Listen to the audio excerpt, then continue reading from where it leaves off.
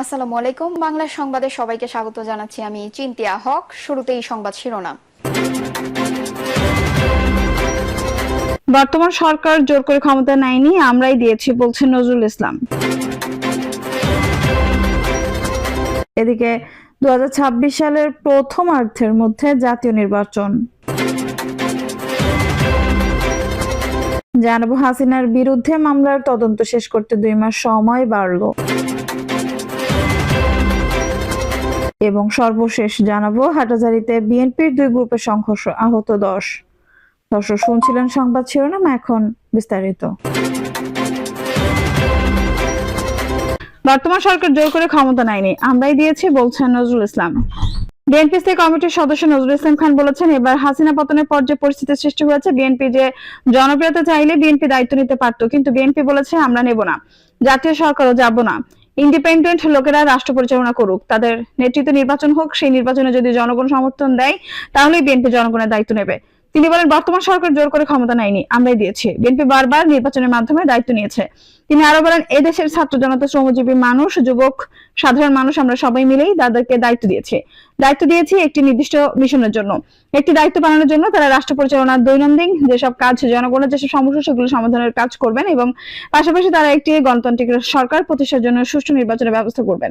আমরা যে এক দফা লড়াই করে শুরু করেছিলাম এবং জুলাই আগস্টে এসে যে এক দফায় লড়াইটা হলো, সেটা শুধু ফ্যাসিবাদের পতনের জন্য না, গণতন্ত্র পুনঃপ্রতিষ্ঠার জন্য। ফ্যাসিবাদের পতন হয়েছে, এখন গণতন্ত্র পুনঃপ্রতিষ্ঠা করতে হবে। কারণ মানুষ হিসেবে আমরা যে যত যোগ্য হই বা না হই, রাজনীতিতে সবচেয়ে যোগ্য তারা যাদেরকে জনগণ সমর্থন দেয়, যাদেরকে জনগণ ভালোবাসে, যাদেরকে জনগণ দায়িত্ব দেয়। আমরা চাই, জনগণ বহু বছর এই সুযোগ পায়নি, তাদের ভোটের অধিকার দেওয়া হয় নাই, তাদের বঞ্চিত করা হয়েছে। যত দ্রুত তাদের এই অধিকার দেওয়া হোক, তারা তাদের প্রতিনিধিদের নির্বাচন করবে এবং এই প্রতিনিধিরা রাষ্ট্র পরিচালনার দায়িত্ব নেবে। 2026 সালের প্রথমার্ধের মধ্যে জাতীয় নির্বাচন। আগামী বছরের শেষ দিকে থেকে 2026 সালের প্রথমার্ধের মধ্যে জাতীয় নির্বাচন হবে বলে জানিয়েছেন প্রধান উপদেষ্টা ডক্টর মোহাম্মদ ইউনূস। মহান বিজয় দিবস উপলক্ষে গতকাল সোমবার জাতির উদ্দেশ্যে দেওয়া ভাষণে তিনি নির্বাচনের এই রূপরেখা তুলে ধরেন। দেশবাসীকে শুভেচ্ছা বিনিময় জানিয়েছেন বলেন, আমি সকল প্রধান সংস্কারগুলো সম্পন্ন করে নির্বাচনের আয়োজন করার ব্যাপারে বারবার আপনাদের কাছে আবেদন জানিয়ে এসেছি। অর্থনীতি পুনরুদ্ধার ও মানুষের জীবনমান উন্নয়নের প্রতিশ্রুতি ব্যক্ত করে তিনি বলেন, আসন্ন রমজানে নিত্য প্রয়োজনীয় পণ্যের দাম স্থিতিশীল রাখতে সম্মিলিত প্রচেষ্টা নেওয়া হবে। ডক্টর মোহাম্মদ ইউনূস বলেন, যদি অল্প কিছু সংস্কার করে ভোটার তালিকা নির্ভুলভাবে তৈরি করার ভিত্তিতে নির্বাচন সম্পন্ন করতে হয়, তাহলে 2025 সালের শেষের দিকে নির্বাচন অনুষ্ঠান হয়তো সম্ভব হবে।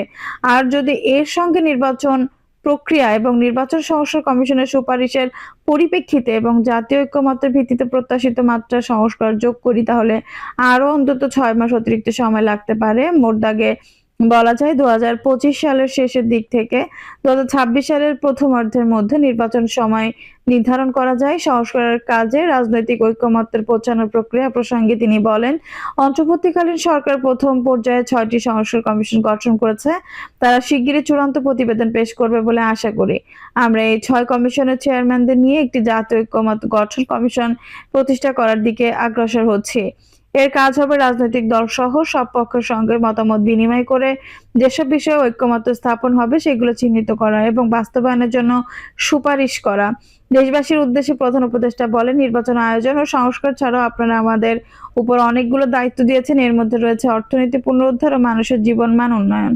ফ্যাসিবাদী সরকারের কাছ থেকে আমরা বিপর্যস্ত এক অর্থনীতি পেয়েছি।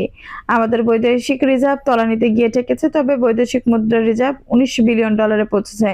এসবের মাধ্যমে আমাদের অর্থনীতি ঘুরে দাঁড়াতে শুরু করেছে, পরিস্থিতির উন্নতি হচ্ছে। তিনি বলেন, গার্মেন্ট শ্রমিক ভাই বোনেরা বাংলাদেশের অর্থনীতির অন্যতম চালিকা শক্তি। তাদের বার্ষিক মজুরি 9% বাড়ানোর সিদ্ধান্ত হয়েছে। মূল্যস্ফীতির বিষয়টি বিবেচনা করে শ্রমিক ইউনিয়ন মালিক পক্ষের সঙ্গে আলোচনার ভিত্তিতে এটি নির্ধারণ করা হয়েছে। তিনি বলেন, অন্তর্বর্তীকালীন সরকার দায়িত্ব নেওয়ার পর বিভিন্ন খাতে সংস্কারের লক্ষ্যে গুম কমিশন সহ 15টি কমিশন গঠন করেছে। এসব কমিশনের পূর্ণ উদ্যমে কাজ করে যাচ্ছে। গুম কমিশন তাদের প্রতিবেদনের প্রথম খণ্ড আনুষ্ঠানিকভাবে পেশ করেছে। গুমের শিকার বহু পরিবারের নিরাপত্তার স্বার্থে এটা এখন প্রকাশ করা যাচ্ছে না। এই প্রতিবেদনে পড়ার আগে আপনাদের সাবধান করে রাখি, এটা একটা লোমহর্ষক প্রতিবেদন। মানুষ মানুষের প্রতি কি পরিমাণ নৃশংস হতে পারে এতে আছে তার বিবরণ। সরকারের আক্রোশের শিকার হয়ে ঘটনাচক্র যারা এখনো বেঁচে আছেন তারা আজ পর্যন্ত মুখ খুলতে সাহস করছেন না। তাদের ভয় কিছুতেই কাটছে না। তাদের ভয় অর্থাৎ হঠাৎ যদি ওই জালেমরা আবার ক্ষমতায় আসে তাহলে তাদের প্রতি এরা নৃশংসতম হবে। গত সরকারের ঘৃণ্যতম অধ্যায়ের ঐতিহাসিক দালিল হিসেবে এই প্রতিবেদনের অমর হয়ে থাকবে। আশা করছি কমিশনগুলো এখন থেকে নিয়মিতভাবে নির্ধারিত সময়ের মধ্যে প্রতিবেদন ও সুপারিশমালা পেশ করতে থাকবে। আমাদের সংস্কারের যে আকাঙ্ক্ষা সেটি বাস্তবায়নের প্রতিটি কমিশনই গুরুত্বপূর্ণ। তবে নির্বাচন ব্যবস্থা সংস্কার ও সংবিধান সংস্কার কমিশনের কথা একটু আলাদাভাবে বলতে চাই, কেননা এই দুটি কমিশনের সুপারিশের উপর প্রধানত নির্ভর করছে আমাদের আগামী নির্বাচন প্রস্তুতি ও তারিখ। ডক্টর ইউনূস বলেন, আমার একান্ত ইচ্ছে এবারে নির্বাচন প্রথমবারের তরুণীদের ভোটাররা শতকরা 100% কাছাকাছি সংখ্যায় ভোট দিয়ে একটি ঐতিহ্য সৃষ্টি করুক। নির্বাচন কমিশন এবং সব সামাজিক প্রতিষ্ঠান ও রাজনৈতিক দলের প্রতি আমার আহ্বান, সবই মিলে আমরা যেন এই লক্ষ্য অর্জনে নানা প্রকার সৃজনশীল কর্মসূচি গ্রহণ করি। এখন থেকে সবাই মিলে এমন একটা ঐতিহ্য সৃষ্টি করতে পারি যে স্থানীয় নির্বাচন সহ সব নির্বাচনের সব কেন্দ্রে প্রথমবারের ভোটাররা 100% কাছাকাছি সংখ্যায় ভোটদান নিশ্চিত করবে। এটা নিশ্চিত করতে পারলে ভবিষ্যতে কোনো সরকার মানুষের ভোটাধিকার কেড়ে নেওয়ার সাহস করতে পারবে না। তিনি আরো বলেন, এবার আমরা প্রবাসী বাংলাদেশিদের ভোট দেওয়া নিশ্চিত করতে চাই। অতীতে আমরা এ ব্যাপারে অনেকবার আশ্বাসের কথা শুনেছি। এই সরকারের আমলে এটা যেন প্রথমবারের মতো বাস্তবায়িত হয়, এটা আমরা নিশ্চিত করতে চাই। এর জন্য একটা নির্ভরযোগ্য ব্যবস্থা করতে হবে। সবকিছু সময় সাপেক্ষ ব্যাপার। এর সঙ্গে যদি আমরা এই নির্বাচন প্রক্রিয়া আরো উন্নত করতে চাই, নির্বাচন সংস্কার কমিশনের সুপারিশমালা বাস্তবায়ন করতে চাই, তাহলে প্রয়োজনীয় সংস্কারের বিস্তৃত ও গভীরতা অনুসারে নির্বাচন কমিশনকে সময় দিতে হবে। অভ্যুত্থান পরবর্তী ষড়যন্ত্র প্রসঙ্গে তিনি বলেন, পরাজিত শক্তি তাদের পরাজয় কিছুতেই মেনে নিতে পারছে না। তারা প্রতিদিন দেশের ভেতরে এবং বাইরে থেকে জনতার অভ্যুত্থানকে ব্যর্থ করার জন্য বিপুল অর্থ ব্যয় নানা ভঙ্গিতে চেষ্টা চালিয়ে যাচ্ছে। পাচার করা হাজার হাজার কোটি টাকা তাদের আয়ত্তে রয়েছে। তাদের সুবিধাভোগীরা সর্বত্র ছাড়িয়ে আছে। আমাদের ঐক্য অটুট থাকলে তারা আমাদের ব্যর্থ করতে পারবে না। সজাগ থাকুন, পৃথিবীর কোনো শক্তি আমাদের লক্ষ্য অর্জন থেকে বিচ্যুত করতে পারবে না। গণমাধ্যম কর্মী ও জনগণের উদ্দেশ্যে তিনি বলেন, বিশ্বের কাছে দেশের প্রকৃত চিত্র তুলে ধরুন। অর্থনৈতিক পরিস্থিতি বিষয়ক শ্বেতপত্র কমিটি প্রতিবেদন প্রসঙ্গে তিনি বলেন, এটি পড়ে দেশের মানুষ হতভম্ব হয়ে গেছে। দেশে বিদেশে অনেক প্রতিষ্ঠান ও ব্যক্তি গভীর আগ্রহ নিয়ে এই প্রতিবেদন সংগ্রহ করেছেন। দেশে পত্রিকা, সেমিনার, সভা ও টেলিভিশনে এই নিয়ে প্রচুর আলোচনা হচ্ছে। পাচার করা টাকা দেশে ফিরিয়ে আনার কথা বিষয়ে তিনি বলেন, এটাই হলো বাংলাদেশের ব্যাংকের বড় কাজ। তারা সর্বোচ্চ ক্ষমতা দিয়ে সেটা চেষ্টা করছে। বারবার বলছে অন্তর্বর্তী সরকারের আমলে আংশিক টাকা হলেও যেন ফেরত আনা যায়। মূল্যস্ফীতি নিয়ন্ত্রণে সরকার আন্তরিকভাবে কাজ করছে মন্তব্য করে তিনি বলেন, স্বীকার করতে দ্বিধা নেই, এই ক্ষেত্রে কাঙ্ক্ষিত সাফল্য আমরা এখনো পাইনি, তবে আমরা বিশ্বাস মূল্যস্ফীতি শীঘ্রই কমে আসবে। গত কয়েক মাসে বাজারে কিছু পণ্যের দাম বেড়েছে। আমরা সরবরাহ বাড়িয়ে, আমদানিতে শুল্ক ছাড় দিয়ে, মধ্যস্বত্ব ভোগীদের দৌরাত্ম্য কমিয়ে এবং বাজার তদারকির মধ্য দিয়ে জিনিসপত্রের দাম কমিয়ে আনার চেষ্টা করছে।